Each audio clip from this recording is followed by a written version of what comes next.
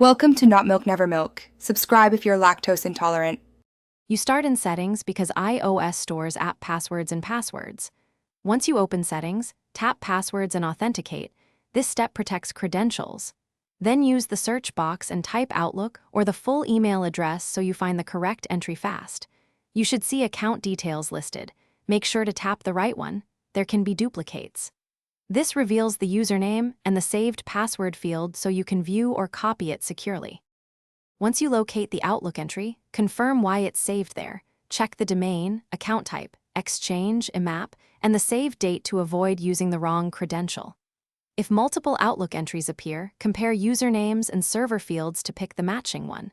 When ready, tap Show Password and copy it, but make sure you are on a private screen and not on camera. This prevents accidental disclosure.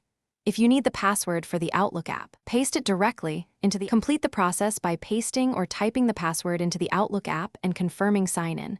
Once done, verify mail sync and folders. If you don't find a saved password, go to Account, Microsoft, Com to recover or reset your Microsoft password using the recovery options. This is the safest route.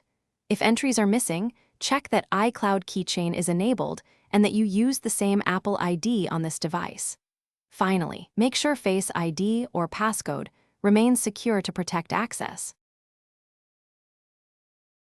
Thanks for watching. If this was helpful, leave a like and consider subscribing. See you next time.